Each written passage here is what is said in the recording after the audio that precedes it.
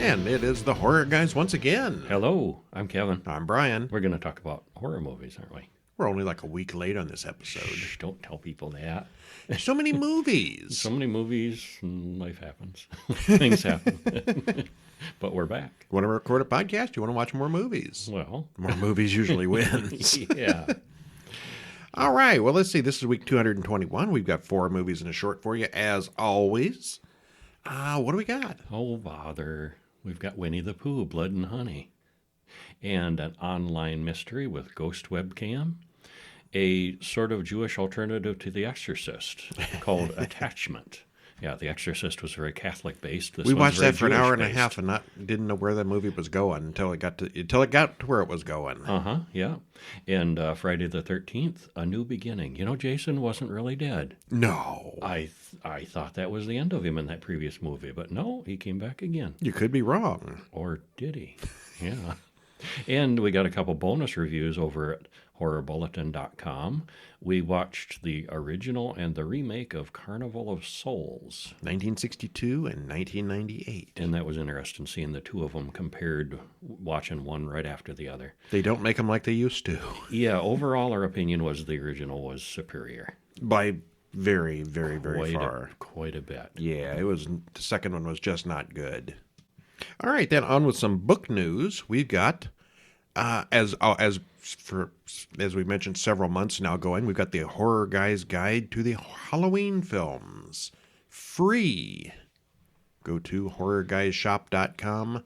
Download the free ebook version of the Halloween films. All 13 movies with the full synopses and commentary and trivia and all the good stuff in there. And explaining the different timelines. You like that timeline explanation. I do. You do, yes. Yeah, because it's a little complicated and people get confused on it. And I think you explain it very clearly there. As far as regular books goes, our most recent one is the Horror Guys Guide to the Horror Films of Peter Cushing. He did a lot of them. I think it was 52 horrors. And there's some other films in there that aren't horror that were just important to his career. Mm-hmm. And the Horror Bulletin Monthly, number 19, is available now at Amazon, Lulu, if you want your paperbacks either place, or ebooks at horrorguyshop.com, Amazon, Barnes & Noble, Kobo, Tolino, Vivlio, Smashwords, Apple Books, basically wherever pretty much everywhere you get the ebooks, you can get our ebooks there. There are a lot of places that do ebooks now. Yes. All our books are available at all those different locations. Every one of them, you got Vincent Price, Roger Corman, Shock Theater, Son of Shock, Hammer Horror, Silent Films. And, of course, all 19 of the horror bulletins are available everywhere. The only one that is not available everywhere is the Halloween films, and that's exclusive with Horror Guys Shop because it's just an ebook. And every time you buy an ebook at one of those other places, you're sticking it to the man. You're not buying it from Amazon. See, so take some extra pleasure. Some people really have it out against Amazon. But some people really do. You don't have to go with Amazon. Yeah, there's alternatives for these. Yeah. Some people, though, they shop from Amazon like Winnie the Pooh loves his honey. You see, Winnie the Pooh went to public domain. The Disney version is Disney's images and everything is still copyrighted because they have their version. But the story itself of Winnie the Pooh, if you want to make a Winnie the Pooh story or movie or whatever, now's your chance. The story and the characters are free to use. Just don't use the imagery from the cartoons. Yes, Winnie the Pooh, Blood and Honey, 2023, which was directed by Rise Frake Waterfield, also written by him and A.A. Milne. A.A. Milne is the guy who actually invented Winnie the Pooh. So he had nothing to do with the movie. Mm-hmm.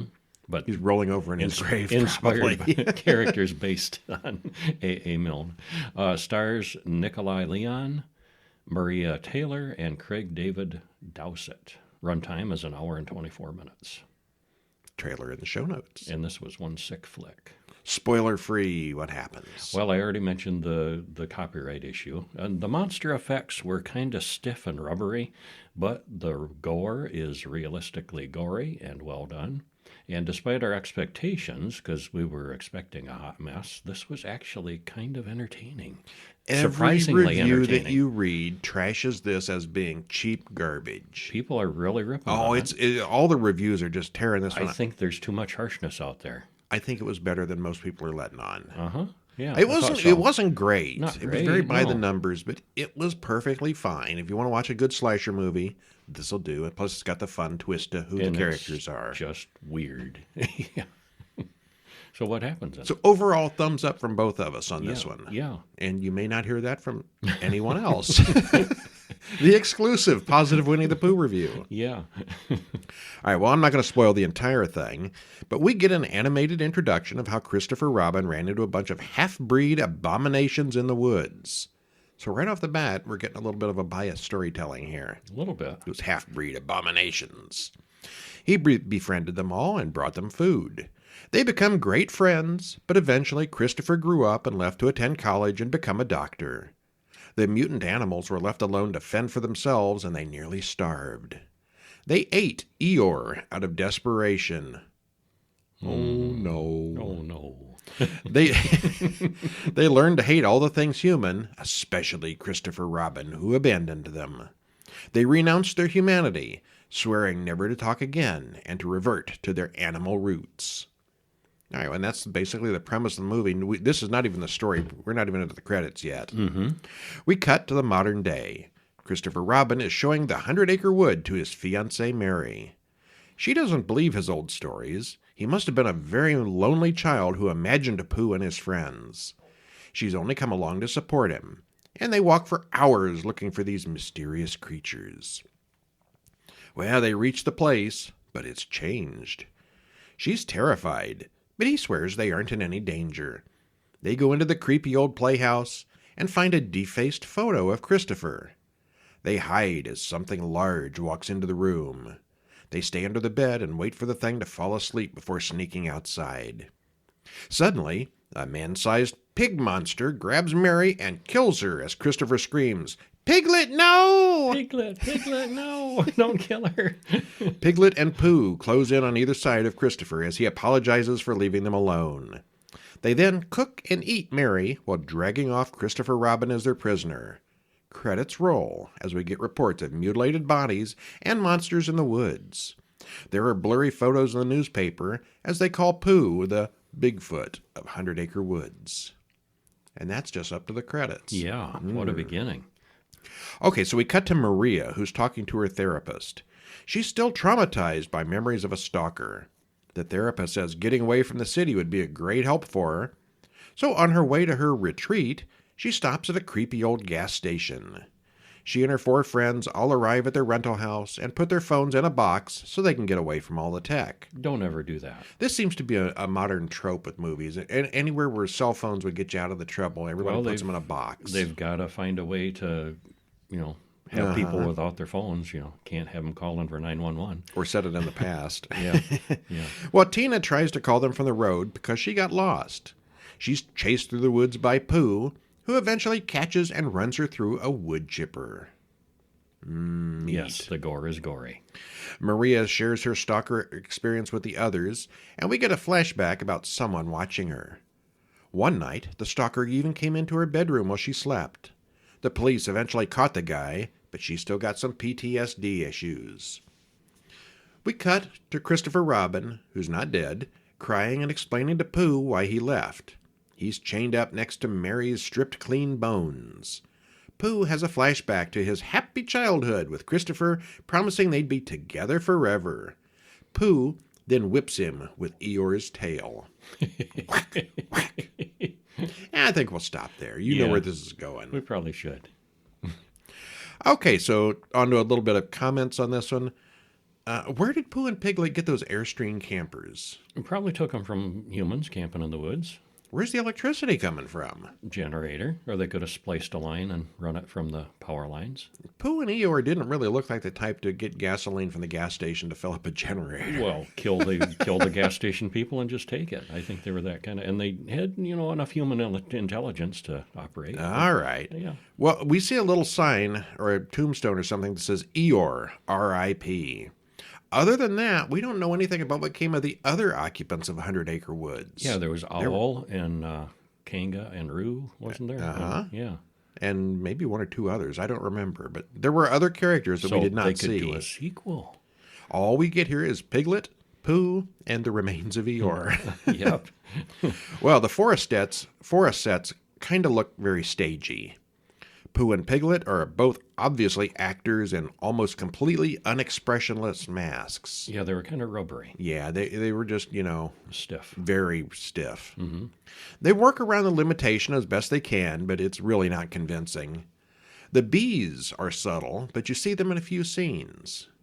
Pooh has a swarm of bees that surround him, and he can kind of control them maybe like Candyman. Mm-hmm. Did you even notice it? It was hard to see. It was pretty subtle. It was very subtle, yeah. It would have been nice to see more of the bees. Maybe they can get a sequel with a bigger budget. And yeah, Pooh, I can dream. Yeah, well, and they could bring back some of the other characters. Yeah. It's a ridiculous concept, exploiting the fact that Pooh and Company recently fell into the public domain. Still, it's not as bad as it could have been, and it's not as bad as a lot of people are saying. Yeah. There's also enough untouched material for an easy sequel. It pains me to admit it, but I was entertained throughout. Yeah, so was I. Okay, so that's a surprising thumbs up from both of us. Uh-huh. All right, what next up we have Ghost Webcam from 2023 also. Written and directed by Sebastian Dove, also written by Gabriel Molnar. Stars Cassandra Dew, Emmon J. Brown, Kalo DeJesus Buffington, and Nicholas Thurkett. It's only 1 hour. It's fairly short. Trailer in the show notes. Again, Ghost Webcam. It's almost like a long short film. Yeah, it was a very long short. It's very short long. Well, spoiler free, can I tell them? I'll tell them. Okay. This looked like it had a super low budget, but good acting and a good script turned into a decent work. The only real complaint would be that it was a little drawn out and might have been more effective if it was shorter. So it's only an hour, but it still felt kind of long. In places. Well, this is one of those, I assume it's a COVID movie, where they're doing most of their acting through Zoom and recording it. Mm-hmm. We've seen things like that before. Sometimes it's short, sometimes it's feature length. And, well, how is this different? What happens? Well, Nate turns on his webcam and tries to call Mia, but there's no picture of her. Some kind of dating app, and the two start talking about philosophy. He'd love to date her in person, but he's under house arrest and literally cannot go out. He's got an ankle tracker on. Well, she talks about getting arrested once for disorderly conduct. And they have some conversation, and, well, Nate starts having some trouble with his internet connection, so he freezes for a moment. Mia suggests that it could be a ghost, which he thinks is amusing. He doesn't believe in ghosts, thinks that all the ghostly stuff on TV is staged, it's all just fake. Except she sends him to ghostwebcam.com and wants him to watch it. Did you try going to ghostwebcam.com to see what comes up? I didn't. Okay. Yeah, I have not either. There's probably something there. Well, Nate starts having some... Oh, no, I said that already. Oh, he goes to the site and sees what she describes as a haunted house. He demonstrates how easy it is to fake a chair moving on the camera. And the internet is just a web of lies, he mansplains to her.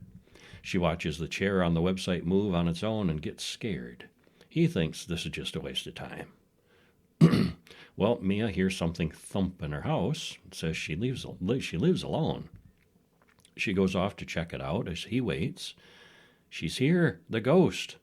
And Nate watches words appear on Mia's wall. It says, "Mia, you're next." And then the call goes dead. Well, Nate calls Kate and tells her he thinks he witnessed a murder or something. He's really not sure. And I shouldn't spoil much more because there's other characters are brought in. It's a is the ghost real? Is ghostly hauntings going on? Okay, well, you've been reading. I went to ghostwebcam.com. Mm-hmm. It's the full movie. You can watch it on YouTube for free. Oh, okay. Ghostwebcam.com when you can watch the and it movie. just links to the movie. Okay. Yeah, I don't know where we saw this. Maybe we watched it on YouTube. I don't remember. No, I don't think it was. I think, yeah, okay. Okay, but yeah, you watch the whole thing for free right now on YouTube, ghostwebcam.com, and find out how it ends. Well, there's been a lot of these webcam horror films since COVID. Some are good, some aren't. This one looks good, and the acting is fine, but it's kind of drawn out. There have been similar stories told in 15 minutes, and we're better for it. As soon as anything bad happens here, the cameras go off, so you can tell it was really low budget. Mm-hmm. There's literally zero action, and all the violence happens off screen, but they do manage some creepiness. It's not all bad. It's decent. Oh, yeah, I thought it was. I'd give it a Yeah. 5. Oh, I'd give it a 7, 8. 7. Okay, 6. But you're okay, just way 7. generous. 7. I give it a 7. Okay. But anyway, yeah, I thought they pulled it off well. Yeah, it's worth the watch. You should check it out. Okay, I'm going to let you introduce the next one just because it's got a bunch of foreign names, and that's always fun listening. Oh, you always enjoy hearing. This is Attachment from 2023, directed by Gabriel Beer Gillison, and also written by them. Stars David Dinsick, Ellie Kendrick, and Sophie Grubble. Runtime is 1 hour and 45 minutes, and there's a trailer in the show notes. And this one's on Shudder. Mm-hmm. And spoiler-free, this was a really slow burn of simmering horror. The acting is excellent, the effects are kind of minimal, and the script is really well written. Might not be everyone's cup of tea, but we horror guys liked it quite a bit. Okay, yeah, and like I mentioned when we first got started, we watched like an hour of this without knowing where it was going. Mm-hmm. And we couldn't really tell where it was going. It was a lot of It takes stuff. a while to get there. Yeah. Yeah. So it's definitely what you'd call a slow burn.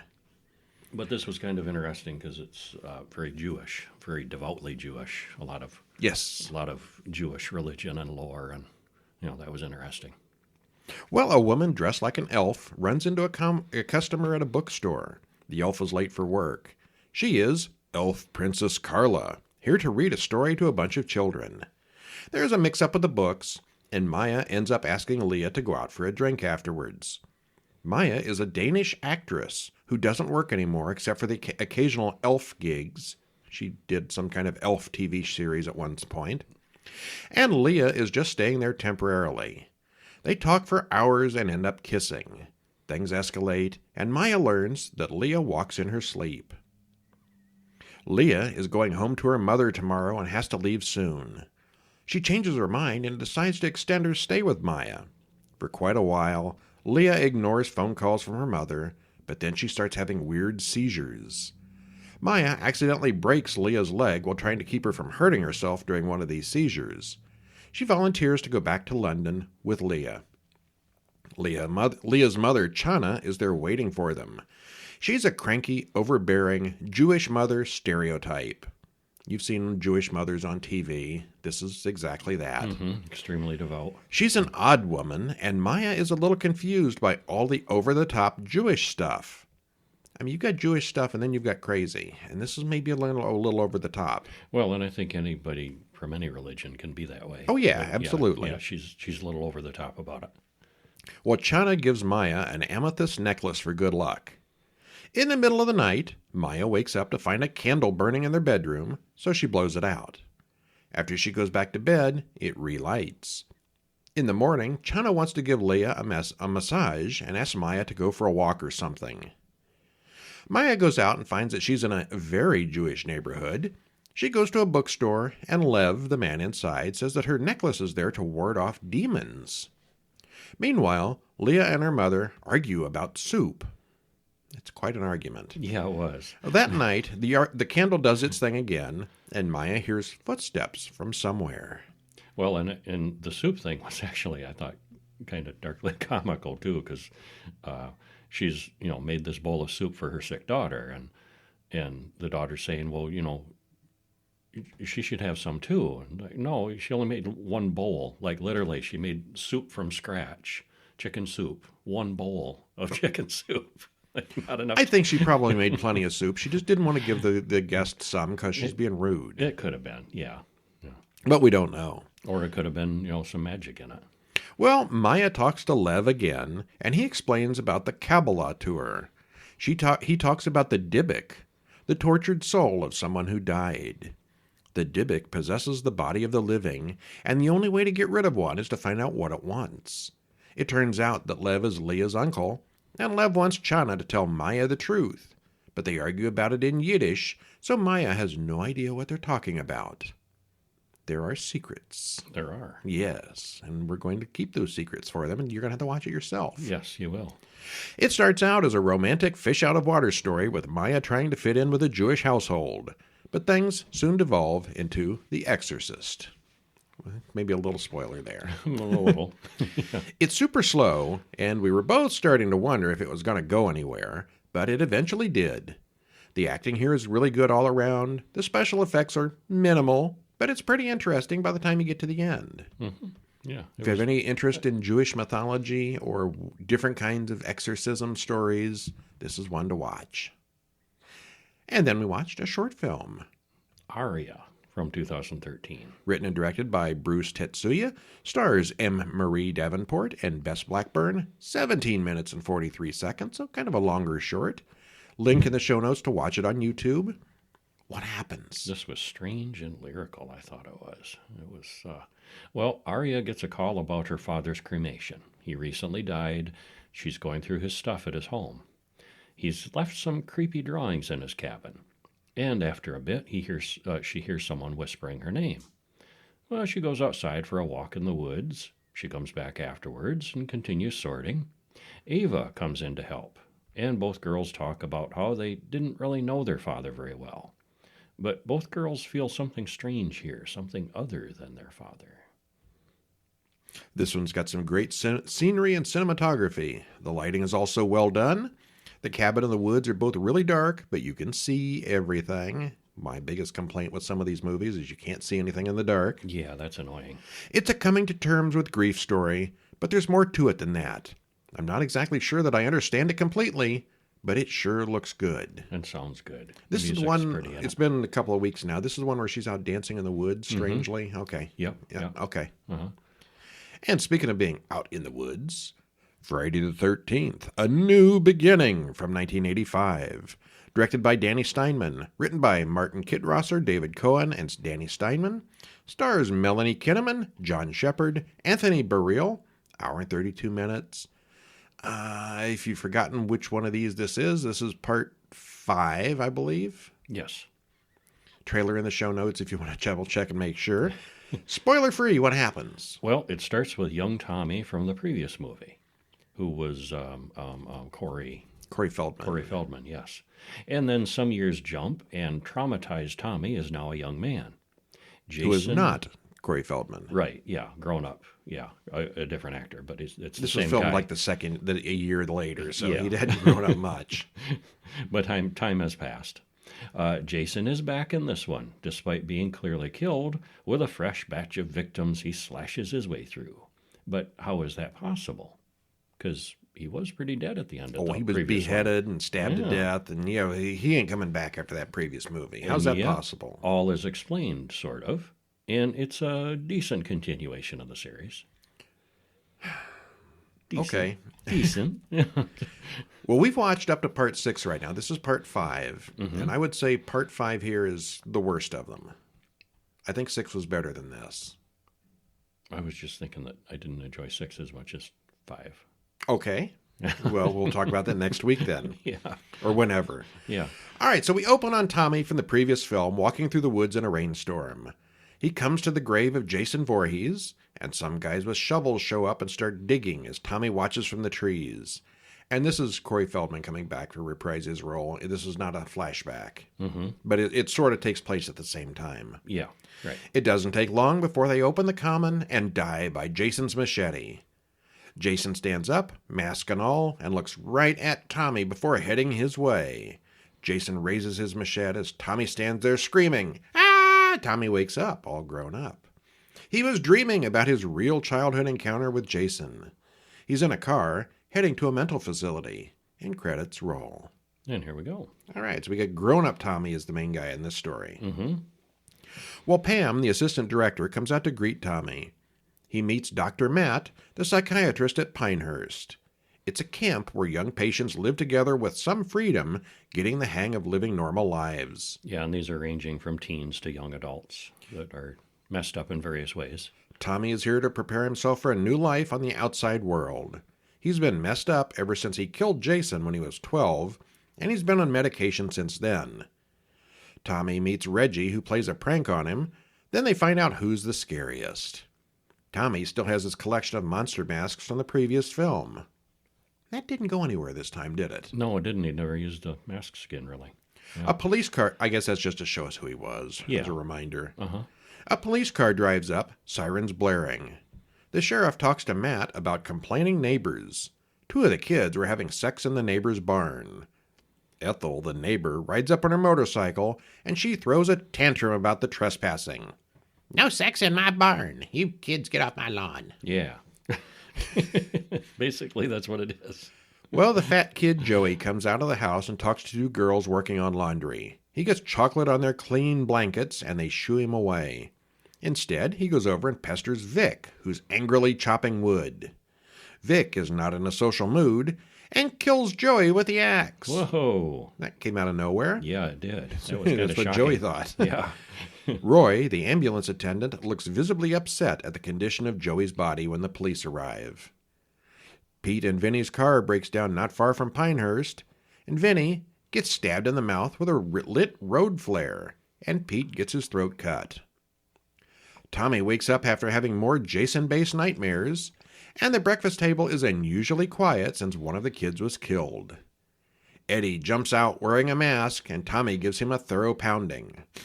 Tommy's not real patient with mask-wearing weirdos. Yeah, don't you have any sense of humor? And no, Tommy doesn't. No. Crazy Ethel hires a wandering vagrant to clean her chicken coops. The police start, and he's listed in credit as wandering vagrant. Wandering vagrant. The police start investigating the two dead kids on the road. Billy goes to the diner to pick up Lana for their date. He gets an axe to the head, and she gets it in the belly. The next morning, Tommy hallucinates seeing Jason. Or is it a hallucination? Or is it? We haven't seen Jason at this point. We're just seeing, the point of view of somebody getting killed with an axe or a knife or whatever. Mm-hmm. The mayor yells at the sheriff, who says he knows who the killer is, Jason Voorhees. The mayor insists that Jason was cremated to ashes, so it couldn't be him. Tina and Eddie, the six crazed teens from yesterday, run off into the woods for more playtime. Someone is watching from the bushes. It's the vagrant worker, who was soon stabbed to death. Vagrant voyeur. Yeah. But he doesn't last long. Well, of the sexy couple, she gets the hedge trimmers, while he gets a crushing headache. Matt asks Pam to take Tommy along so that Reggie can stay with his brother in town. Reggie's brother Demon and his girlfriend Anita seem to live in his van at the trailer park. Living in the van by the river. Uh-huh. Ethel's crazy son Junior almost runs over Tommy on the road, but Tommy's quiet. He lets his fists do the talking. Don't mess with Tommy. No, you don't. Demon has some bad enchiladas and spends a lot of time in the outhouse. The screaming with that doesn't compare to what happens to him next. Jason finds them. Pam and Reggie turn to the compound, and Matt and Gramps have gone out looking for Tina and Eddie. Tommy hasn't come back yet either. Elsewhere, Junior loses his head, and Ethel gets stewed. Yeah, I don't know if we previously mentioned Gramps. He's like the cook and carekeeper, and he's kind of a very small part. Very small. He's part. Reggie's grandfather, and that's why Reggie's there. He's not crazy. He's just there to help because his grandfather works there. Oh, okay. I didn't catch that. Reggie's not a patient. Oh, I thought Reggie was a patient too. I don't think so. Oh, okay. I think he just stays with his grandpa who works there. Okay. He's too young to be a patient. It's more for older kids. Okay. Duke and Robin are killed in their rooms, as is Violet. Reggie goes upstairs to look for Tommy and finds all the bodies. Pam is right behind him, and she sees him too. Suddenly, Jason breaks in the door, and we see his hockey mask and machete for the first time. It's really him. All these deaths, and we weren't sure. Now we are. Couldn't be his mother again, could it? No. No. They run to the road and find the ambulance there with the dead driver inside. Pam finds Matt in the woods, nailed to a tree. Gramps' corpse comes flying in through a window. She runs back outside. Jason catches up to Pam and gets ready to hack her, but Reggie runs over him with a tractor. Of course, Jason gets back up and continues the chase, but we see that he's bleeding. Pam comes after Jason with a chainsaw until the motor stops. It's one of those badass scenes where she kicks open the door with a chainsaw. I'm going to get you. And it stalls. Yeah. No, that's Got not to check good. the gas. Tommy returns and has a face-off with Jason. He thinks it's a hallucination until he gets slashed, and then he stabs Jason in the leg. They all climb up to the balcony in the barn. Jason and Pam do a little dance in front of the open window until Jason falls out and is impaled on some kind of spiky machine down there. Yeah, he's really dead this time. But wait, is that a latex mask on him that split open, showing that he was someone in disguise? Yes. He would have got away with it, too, if it wasn't for those pesky kids. It wasn't really Jason. No. Everyone goes to the hospital. The sheriff comes out to talk to Pam. Joey, the kid who was axed to death early in the film, was the secret son of Roy, the ambulance attendant. When Joey was killed, Roy snapped and decided to get revenge on everyone and used the Jason thing to cover up his murders. Pam goes to see Tommy, but he stabs her with a machete. No, that was a dream. Tommy wakes up that night in the hospital and sees Jason in his room, but when Jason fades away, Tommy takes a hockey mask out of his drawer, puts it on, and kills Pam for real. Or did he? There's a new Jason in town. A new beginning, as they say. And this whole ending is completely thrown out in the next movie. Pretty much. Well, that was a dream, too. Yeah, okay. Yeah. Well, this is the first time in the entire franchise that anyone said the name Jason Voorhees in full. Jason Voorhees. Killer Jason in the woods, or Mrs. Voorhees' Look in the son. mirror and say his name 5 times, and he'll appear. No, it don't work like that. That's a different one. It's a different guy. Okay. We never see Jason or his hockey mask except for Tommy's hallucinations until the final battle. The killer could literally have been anyone. It's down to the last 15 minutes before we see that Jason is the killer in his mask and everything. Even then, it's not really.